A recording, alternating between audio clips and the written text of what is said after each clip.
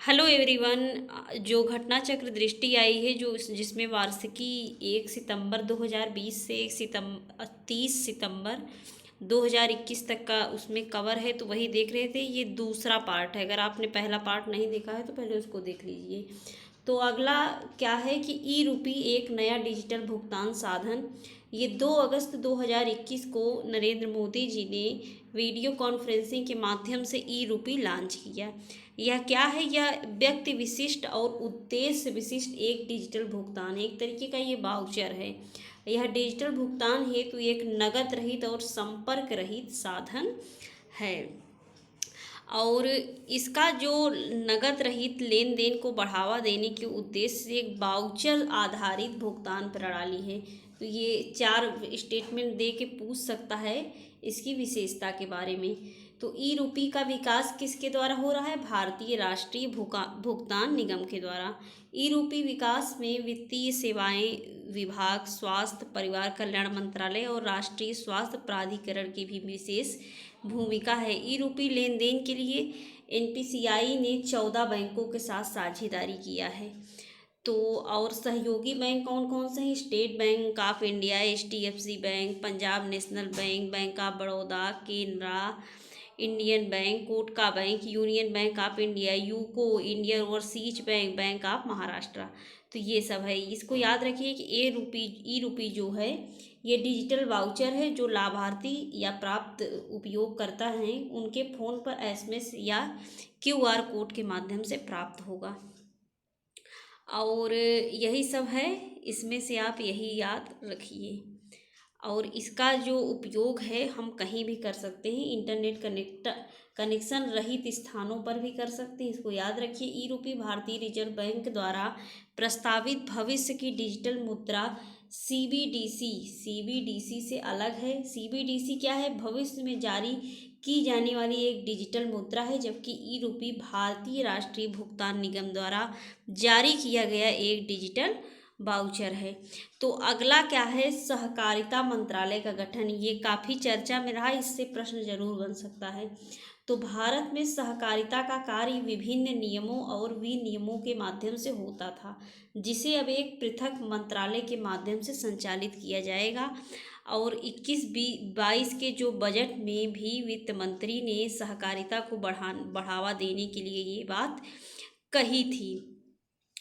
और कृषि एवं कल्याण मंत्रालय जो के अंतर्गत कृषि सहकारिता एवं किसान कल्याण विभाग कार्यरत था, जो अब कृषि एवं किसान कल्याण विभाग में परिवर्तित हो गया है। तो इसको याद रखिए, नेम चेंज हुआ है।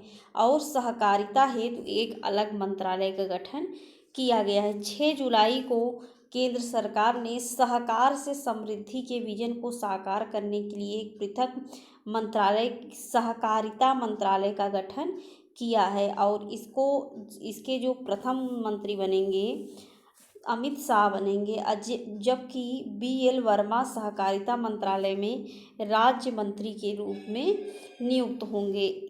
यह मंत्रालय देश में सहकारिता आंदोलन को मजबूत करने के लिए एक प्रशासनिक, कानूनी और नीतिगत ढांचा को प्रदान करेगा।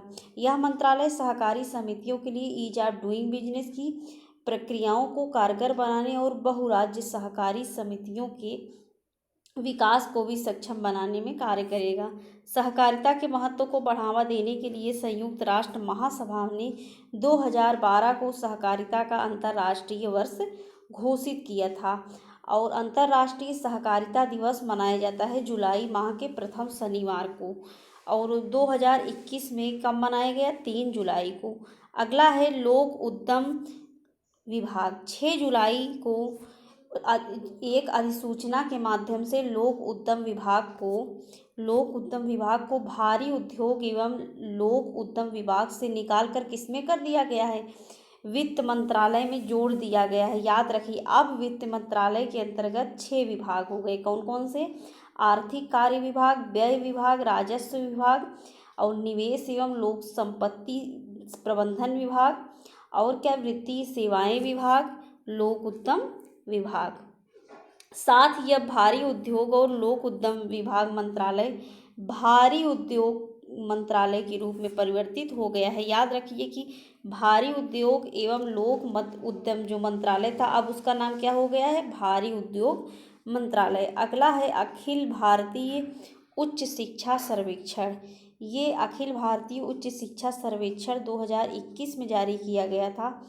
यह सर्वेक्षण इलेक्ट्रॉनिक माध्यम से किया गया था, जिसका उद्देश्य था एक पूर्व समर्पित portal www all India survey of higher education gov.in के द्वारा विकसित किया गया था। देश में उच्च शिक्षा प्रदान करने वाले सभी संस्थानों को आच्छादित करने के लिए यह सर्वेक्षण किया गया था, जैसे शिक्षण, छात्र नामांकन, परीक्षा परिणाम, शिक्षा, वित्त अवसंरचना आदि आंकड़े इस पर बनाए गए थे। और इसमें याद रखिए कि उच्च शिक्षा विभाग द्वारा वार्षिक रूप से AISHE श्रृंखला में 10वीं रिपोर्ट है। उच्च शिक्षा में नामांकन 2018-19 में 3.74 करोड़ की तुलना में कितना वृद्धि हुआ है, 3.04% की वृद्धि के साथ कितना हो गया है, 3.85 करोड़। महिलाओं का बात करें तो 49% की भागीदारी है। भारत में सबसे अधिक नामांकन कहाँ हुए हैं, उत्तर प्रदेश में, इसके बाद महाराष्ट्र, तमिलनाडु। सकल नामांकन अनुपात की बात करें, GER की बात करें तो 2014-15 में 24.3% के मुकाबले 27.1% रहा है। इसको याद रखिए। और उच्च शिक्षा में संलग्न संस्थानों में कुल संख्या के संदर्भ में बात करें तो उत्तर प्रदेश इसमें भी प्रथम स्थान पर रहा, दूसरे स्थान पर महाराष्ट्र और कर्नाटका। और उच्च शिक्षा में लैंगिक समानता सूचकांक की बात करें तो 18-19 में 1 के मुकाबले 1.01 रहा है।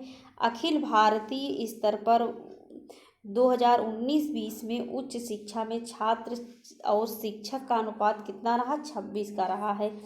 उच्च शिक्षा में विदेशी छात्रों का प्रतिनिधित्व कहाँ सबसे ज़्यादा रहा, नेपाल, उसके बाद अफगानिस्तान, उसके बाद बांग्लादेश, तब भूटान, तब सूडान। अब भारत में कॉलेजों की संख्या सबसे ज़्यादा कहाँ है, उत्तर प्रदेश, महाराष्ट्र, कर्नाटका, राजस्थान और आंध्र प्रदेश, तमिलनाडु, मध्य प्रदेश और गुजरात। अगला है CEO वाटर